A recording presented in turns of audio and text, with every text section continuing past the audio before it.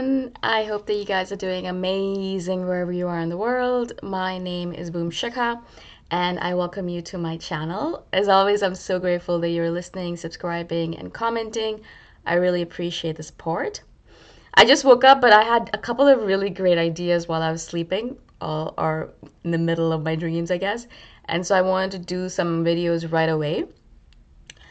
And so the first idea I had was actually from a viewer. A viewer recently shared something about how he doesn't feel pain and he's actually surprised when other people feel pain.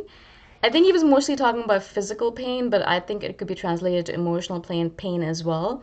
So, we sit here as INFJs a lot of times and we don't actually feel physical pain. And I noticed this for myself as well, where, I recently, a couple of days ago, I cut my toe on something. I was walking around outside barefoot because I try to do that, to get in some good energy from the earth. And there was something there, something sharp, and I cut my big toe, my right big toe. And I was like, oh, I cut myself. All right, cool. And then I just kept on walking. And then a couple of minutes later, I noticed that there was something wet on my toe. And I looked down and I was bleeding. I mean, I was bleeding profusely, well, a lot. It was completely, my toe was completely red and it was dripping red on my shoe and on the ground. And I was thinking to myself, what is this? What happened? And I just realized after that, oh, I just hurt myself. And of course, it wasn't just like a brief scrape, it was actually a bruise, or it was actually a cut. And so, but it did not hurt me at all. And I'm coming from a place, guys, where I do a lot of mind body work. I do a lot of psychosomatic work. I'm always trying to make sure that a mind body connection is very strong. I also have a very high pain tolerance. And that's another thing that I think I'm going to share also about INFJs, is that we have a very high pain tolerance. But, I do a lot of work. And despite that, I wasn't able to feel that much pain at all. Now, it could be because I have a very high pain tolerance, but also it's the fact that we are, as INFJs, we spend so much time in our heads, we spend so much time in our daydreams, we spend so much time in our imagination realm, that when it comes down to being in the real physical world, being in our physical bodies, we are completely inept at it. We are not good at it. We don't know how to be in our bodies completely and perfectly. And so if you are the kind of person who's like, oh yeah, I don't feel pain, well, your body probably does feel pain, because pain is a indication by the body that something's wrong. If I didn't feel pain in my toe and I kept on hitting it and bruising it and cutting it, eventually I would bleed to death, because, or it would not be good. I would get gangrene, or, I get an infected toe because I wasn't feeling pain, and so I didn't do anything about it. Thankfully, I noticed the fact that my toe was wet and there was blood on it. Otherwise, I would have not noticed it at all and I wouldn't have done anything about it. And I would just be bleeding all over the place. And then I was able to put some disinfectant, I was able to put a bandage, things like that, right? And that's the whole point of pain. Pain is there to show us that there's something wrong and we need to do something about it. It's not there as a thing where it's just trying to torture us. Pain is there for a reason. It's a inbuilt evolutionary mechanism so that we can actually realize when something is wrong and then do something about it, right? Therefore, those people who have that condition where they don't feel pain at all, you can hit them, smash them, they can be hit by a car and they feel nothing. It's dangerous for them and they don't live very long, because what happens to them is they hurt themselves over and over again without realizing that they've hurt themselves. They break bones and they cut themselves and things like that. And cars hit them and they don't feel anything. And then eventually there is something going on in the body. There's internal bleeding and things like that, and then they die quite early and quite young. So pain is there for a reason, right? And so if you don't feel pain, now of course you might have a high pain tolerance, obviously, right? But if in general, you might be hit by an axe on your toe, or like you're bleeding and you're not feeling anything, or you're completely unaware of the fact that someone just punched you in the stomach because you don't feel anything, at that point you really need to start thinking about the fact that perhaps your mind-body connection is completely broken, completely dissipated, completely disintegrated. I think INFJs do this as a way of protecting themselves, right? So we experienced a lot of pain as children. A lot of INFJs did. And so we experienced a lot of pain. And in order to protect ourselves from completely and constantly feeling this pain, we decided, all right, I'm going to cut myself off from my body, because my body is the one that causes me the pain. If I didn't have my body, I wouldn't feel this pain, right? because a lot of our pain comes from our heart, a lot of our pain comes from our bellies, it comes from our intuition, which is stored in our heart or our throat. And so we're like, no, I don't want to be connected to that. I just want to stay in my daydreams. I just want to stay in this part of my body. The rest of my body doesn't matter. Yeah. And so we do this to ourselves to protect ourselves. It's a defense mechanism, obviously. But the problem is that the defense mechanism goes too far.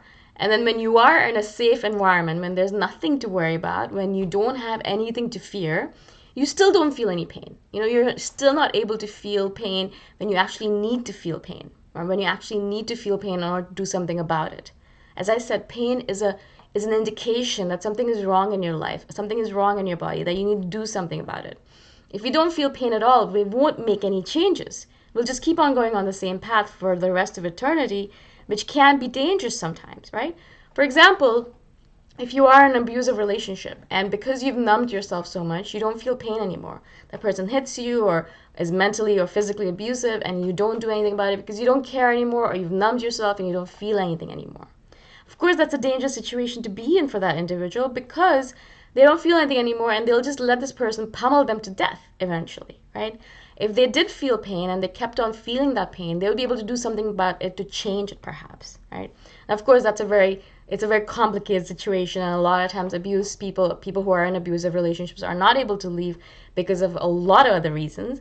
But again, pain, and I'm just using as an example, I'm not a psychologist, I'm not an expert, but I just wanted to give you an indication of some points where pain needs to be felt and actually is a good thing because it helps us change our lives, change our things, change our situation.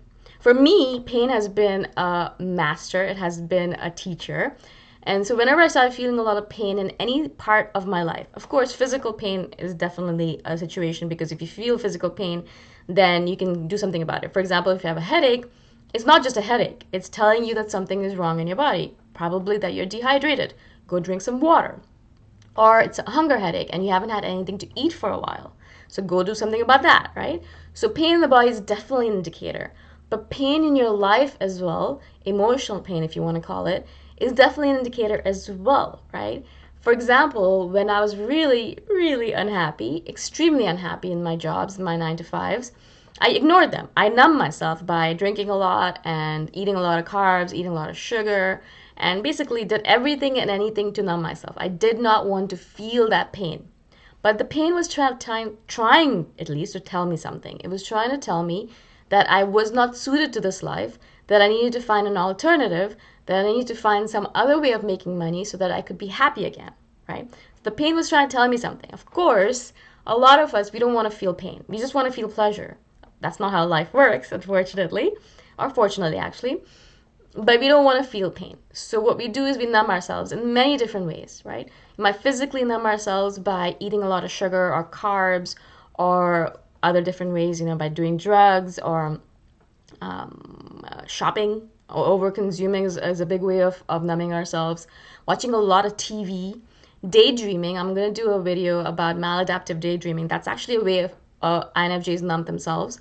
So we do a lot of different things in order to run away from reality. The problem is that the reality is still there. And as soon as we stop numbing ourselves, it's still going to be there. And as soon as we realize that we need to do something about it, it's still going to be there, right? We need to stop running away from reality, stop numbing ourselves, face it head on, be like, all right, cool. I feel this pain. What is it trying to tell me? What changes do I need to make in order to improve my life? Or what is my physical pain trying to tell me, right? If I'm hurt, it's not good to ignore your body. Your body is telling you something for a reason. Your body's intelligence is extremely powerful. And if you're feeling some pain constantly, it's trying to tell you something. The same thing happened to me when I was numbing myself emotionally because I hated my jobs and I hated being in a 9 to 5. I did not like it. My body perked up. I would constantly get this shoulder pain. My right shoulder was in pain all the time. It was always in pain, no matter what I did. I would put medicine on it. I would take pills. I changed my chairs to be more ergonomic. I changed my desk to be more ergonomic. I did everything possible. But it was not a physical real pain. It was a psychosomatic pain. It was trying to tell me something. It was telling me that I did not want to work at my job anymore, and I don't like 9 to 5s, and I need to find what my true passions are, right? Because as soon as I started doing what I really wanted to do, and I quit my job and I did all that, I haven't had any shoulder pain for the last 4 years. None at all. No matter what I do to my shoulders, right? And so of course, it was a psychosomatic pain. It was a pain that was trying to tell me something. So physical pain, of course, sometimes might just be that you stub your toe, right?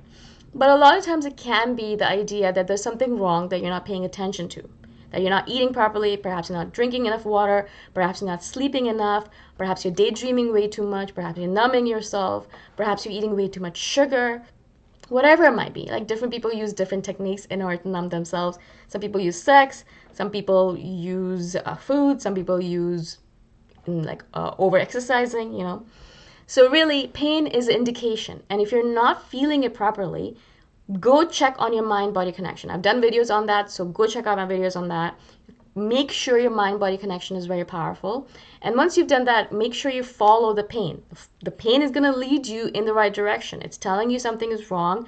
And if you just follow the pain and kind of follow where it goes and it tells you, it shows you what is wrong. It kind of tells you exactly what is wrong and how you can fix your life or how you can fix it so you don't feel that pain anymore, right? But don't ignore it or don't numb yourself. It's actually, I know I did it for the longest time, so I shouldn't actually even be saying this, but it is actually the worst thing to do yourself. I know because I did this to myself for so long, and it was just terrible. I wish I didn't do it to myself for so long. But of course, maybe I had to go through that to be here to tell you the story. But I do recommend that if you are numbing yourself in any way or running away from reality, face it. Figure out what the hell's going on and face it head on. It's extremely important. All right? I hope this makes sense. Thank you so much for watching. I really appreciate all of your support. I'm so grateful. And I shall see you the next time around.